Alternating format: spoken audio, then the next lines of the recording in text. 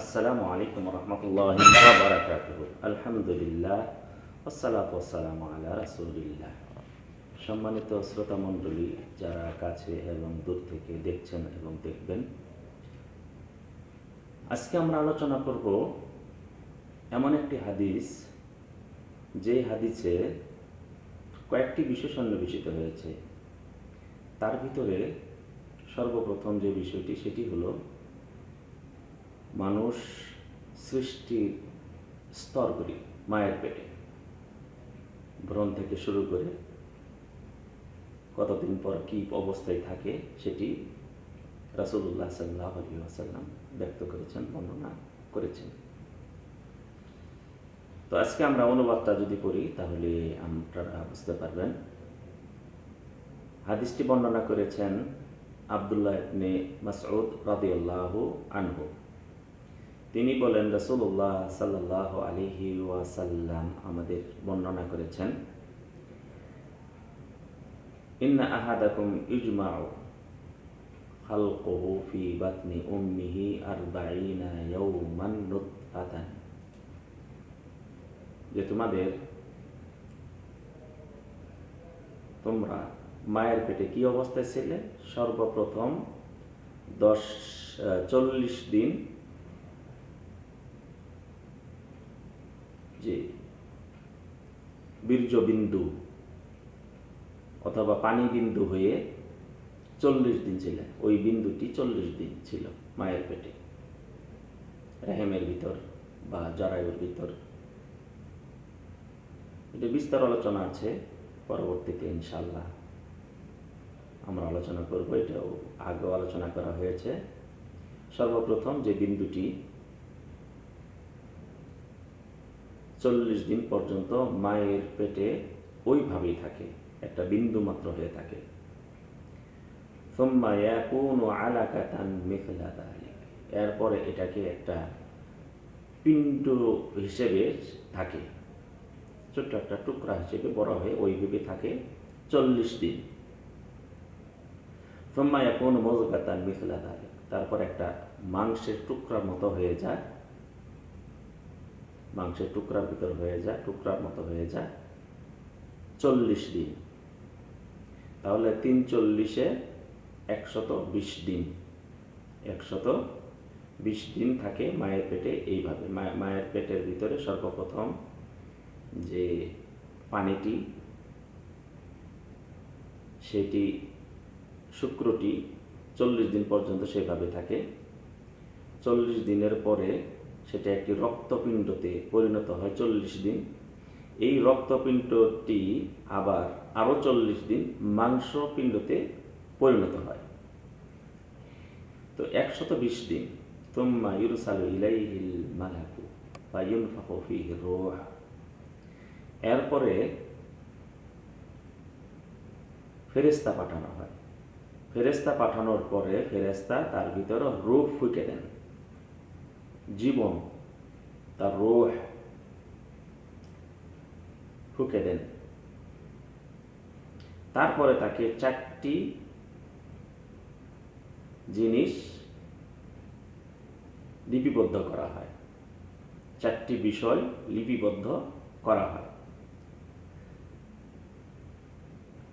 তা হলো তার রিজিক, তার বয়স, তার আমল। চতুর্থ হলো সে সৌভাগ্য হবে নাকি দুর্ভাগা হবে। এই 4টি জিনিস লিখে দেওয়া হয়।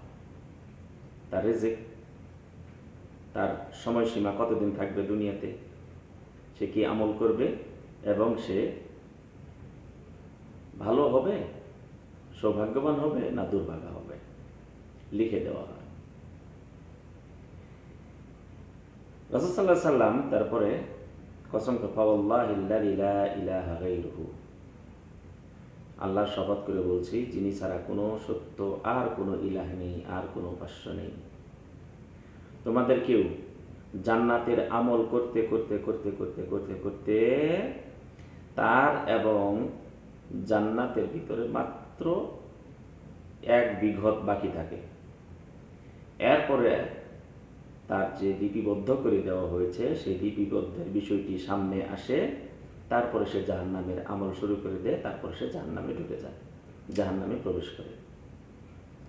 অনুরূপভাবে একজন জাহান্নামের কাজ করতে করতে করতে করতে এক বিগত সময় তাকে জাহান্নামে প্রবেশ করার, এরপরে সে তার কাছে যে আল্লাহ তাআলা যে ভাগ্য লিখে রেখেছেন, তার যে লিখে রেখেছিলেন সেটা এগিয়ে এগিয়ে আসে, তার কাছে এসে যায়, ওইভাবে আমল করতে থাকে। তারপরে সে কী করে? জান্নাতের আমল করে জান্নাতে ঢুকে যায়। এই হাদিসটি বর্ণনা করেছেন বুখারী এবং মুসলিম। তো আমরা সর্বপ্রথম যে তার স্তরটা, সেটা বিভিন্ন স্তর সম্পর্কে আমরা জানি। সর্বপ্রথম যে শুক্রটি যায় সেটা 40 দিন থাকে, সেটাকে একটা রক্তপিণ্ডতে থাকে 40 দিন, তারপর সেটাকে মাংসপিণ্ডতে থাকে 40 দিন। এরপরে মানুষের যে তারপরে রূহ ফুঁকে দেওয়া হয়, এরপরে তার বড় হওয়ার যে ক্রমবিকাশ শুরু হয়ে যায়।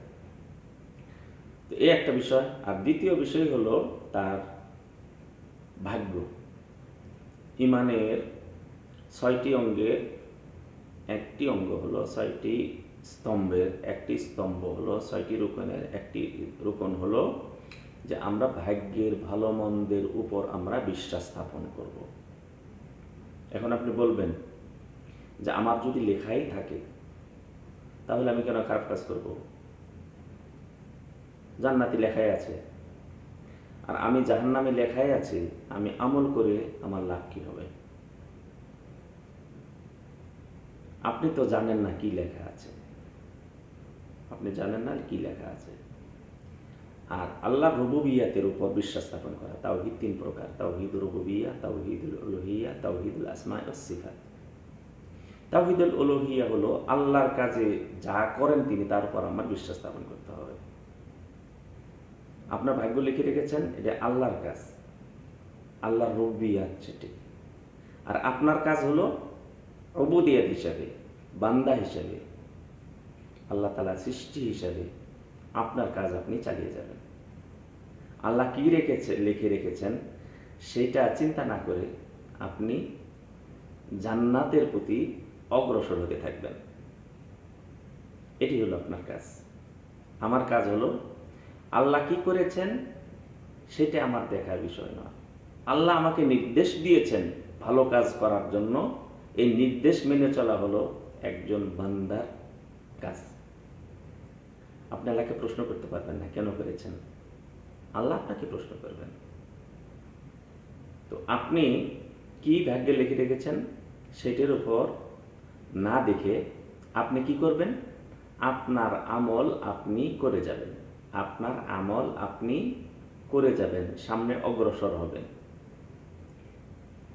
এটা হলো বান্দার কাজ, আপনার কাজ, আমার কাজ। আমরা কি করব?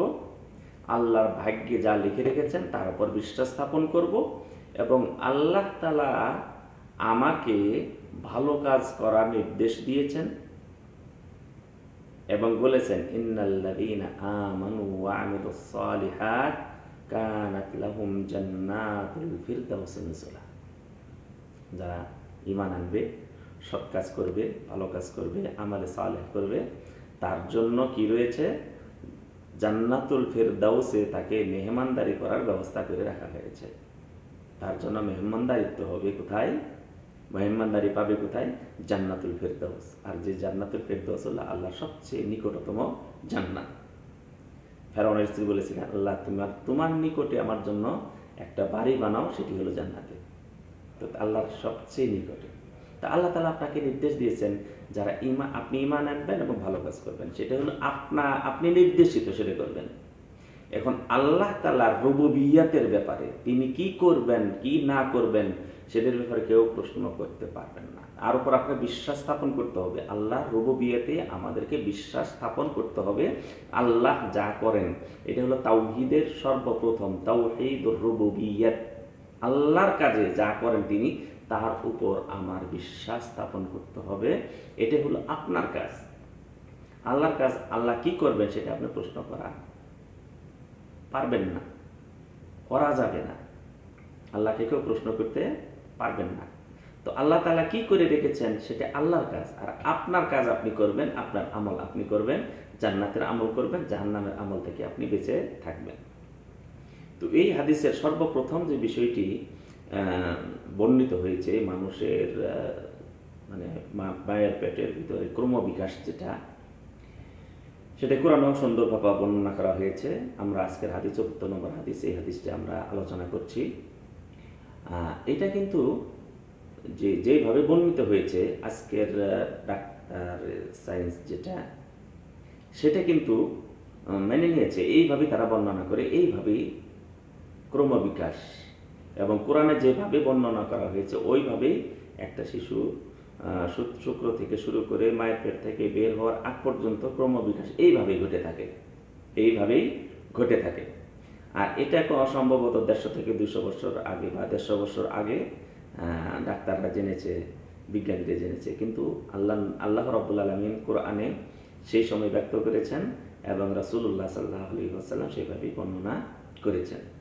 তাহলে আমরা যদি অনেক সময় আমরা মনে করি যে কিছু জানার দরকার, ইমাম সাহেবের কাছে জেনে নেব, না, আপনি যদি এই হাদিসগুলি বাংলা অনুবাদগুলিও যদি পড়েন, বাংলা অনুবাদও যদি আপনি পড়েন, তাহলে এই হাদিসগুলি সম্পর্কে যে বিষয়গুলি সন্নিবেশিত হয়েছে, তাহলে এগুলি পড়লে আপনার মন নিজের থেকেই আল্লাহ সিজদায় অবনত হবে। আপনার মন আল্লাহর প্রতি শ্রদ্ধায় ভরে যাবে, রাসূলের প্রতি শ্রদ্ধায় ভরে যাবে। যে বিজ্ঞান কয়েকদিন আগে যেগুলি আবিষ্কার করেছে, আর আল্লাহ রাব্বুল আলামিন সেই সময়কালে তিনি ব্যক্ত করেছেন, রাসূল সাল্লাল্লাহু আলাইহি ওয়াসাল্লাম বর্ণনা করেছেন, তার মানে কি, আল্লাহ তাআলা যারা আল্লাহকে মানে না, যারা রাসূল সাল্লাল্লাহু আলাইহি ওয়াসাল্লামকে শ্রদ্ধা করে না, মানে না, তারা কত বড় না মূর্খ, কত বড় না মূর্খ। যিনি সৃষ্টি করেছেন স্রষ্টাকে তারা চেনেন। স্রষ্টাকে চেনার জন্য আল্লাহ নবী সাল্লাল্লাহু আলাইহি ওয়াসাল্লামের নবুয়তকে সত্য প্রমাণের জন্য এই হাদিসগুলি যথেষ্ট, এই হাদিসগুলি যথেষ্ট, কোরআনের ওই আয়াতগুলি যথেষ্ট। তাই আসুন আমরা আল্লাহ রাব্বুল আলামিনের নাজিলকৃত সেই কোরআনটা অনুবাদগুলি আমরা পড়ি, রাসূল সাল্লাল্লাহু আলাইহি সাল্লামের যে হাদিসগুলি রয়েছে বাংলা অনুবাদগুলি পড়ি, তাহলে আমরা অনেক কিছু জানতে পারবো। তাহলে আপনার দ্বারা এগুলো যদি আপনি বুঝেন, জানেন, আপনার দ্বারা আল্লাহকে শ্রদ্ধা না করে, রাসূল সাল্লাল্লাহু আলাইহি সাল্লামকে শ্রদ্ধা না করে আপনার কোনো গতান্তর নেই। আপনার মন ভরে যাবে, আপনার হৃদয় ভরে যাবে, শ্রদ্ধায় আপনার মন বিগলিত হবে। কি পড়লাম, কি জানলাম, রাসূল সাল্লাল্লাহু আলাইহি সাল্লাম নিরক্ষর, সেই নবী মুহাম্মদ সাল্লাল্লাহু আলাইহি ওয়াসাল্লাম যে বিষয়গুলি বর্ণনা করেছেন অক্ষরে অক্ষরে মিলে যাচ্ছে। তাই আসুন আমরা বিশেষ করে কোরআন এবং হাদিসের অনুবাদগুলি আমরা পড়ি এবং এগুলো নিয়ে গবেষণা করি। আল্লাহ তাআলার কাছে দোয়া করি, আল্লাহ তাআলা আপনাদের সবাইকে তৌফিক দান করুন। আসসালামু আলাইকুম ওয়া রাহমাতুল্লাহি ওয়া বারাকাতুহু।